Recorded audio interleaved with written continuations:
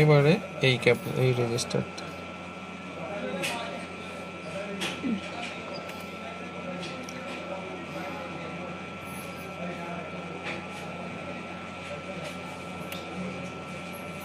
Network আসছে না একদম ঠিক আছে, তাহলে অ্যান্টেনা দেখো। নেটওয়ার্কই আসছে না। ঠিক আছে, স্ক্রুড্রাইভার দিয়ে খুলে ফেলা তো ফোনটা। ঠিক আছে।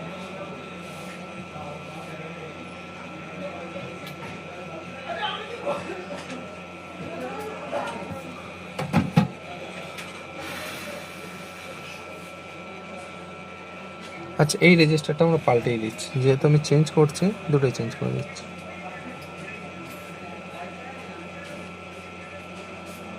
পাশের এখানেই বসানো থাক, আর এটা থেকে খুলে ওটা লাগিয়ে দিচ্ছি।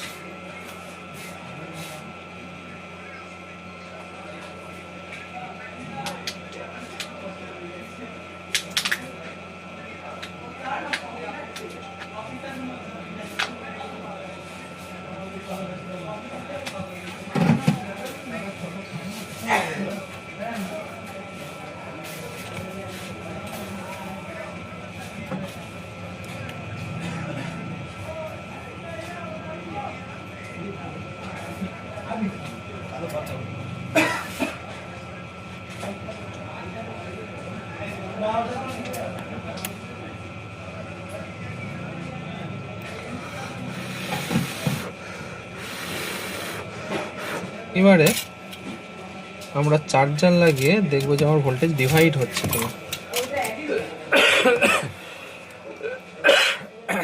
চার্জার লাগালাম,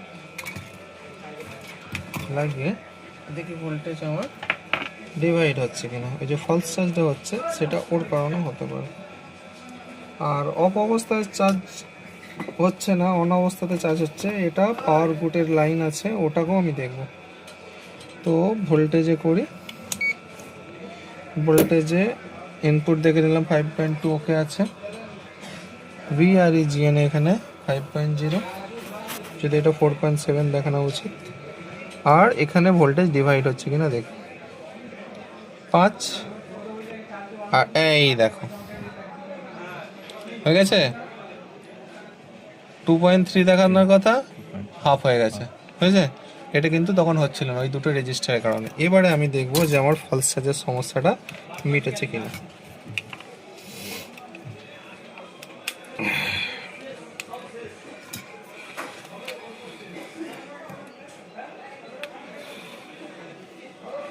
দেখি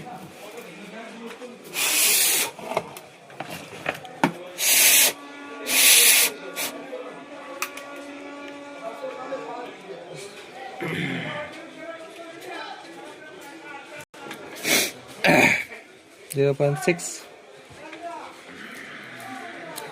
1.5, ঠিক আছে। অফ অবস্থা তো দেখো 1.5 হয়ে গেছে, অন অবস্থায় আছে, অফ অবস্থা তো এখন কিন্তু আছে, ঠিক আছে। তাহলে কত নম্বর পিন? 11 নম্বর পিনে দুটো 10K রেজিস্টার থাকে, সেখানে 2.3 ভোল্টেজ হওয়া উচিত। যদি না হয় তাহলে কিন্তু আমাদের ফোনে ফলস চার্জ হবে, বা অফ কতক্ষণ সেট, এইখানে অফ মানে অ্যাম্পিয়ার গায়েব, আবার এখানে অন, আবার এখানে অ্যাম্পিয়ার দেখাবে। এই প্রবলেমও কিন্তু হবে। এই ফোনে 3টে প্রবলেম হলো, চার্জিং দেখাচ্ছিল, অ্যাম্পিয়ার দেখাচ্ছিল না, কি চেঞ্জ করলাম? সুইচিং কয়েল, প্রবলেম সলভ হলো। তারপরে কি প্রবলেম এলো? অফ অবস্থাতে চার্জ দেখাচ্ছিল না, যখনই সেটা লাইট আসছিলো তখনই চার্জ দেখাচ্ছিল।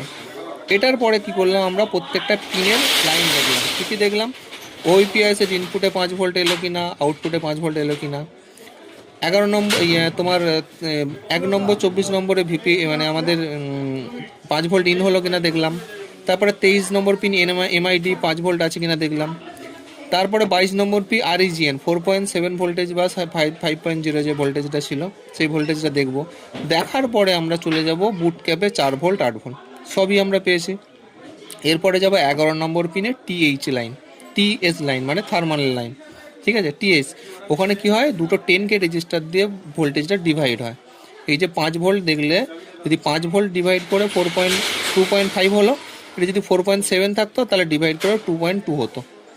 এই ভোল্টেজটা এলো, এস থেকেও আমার ফলস চার্জের প্রবলেম সলভ হলো। ঠিক আছে, তাহলে কীভাবে কী কী চেক করতে হয় বিকিউআইসিতে আমি পরিষ্কারভাবে দেখিয়ে দিলাম, এটাও মাথার মধ্যে রাখবে। ওকে।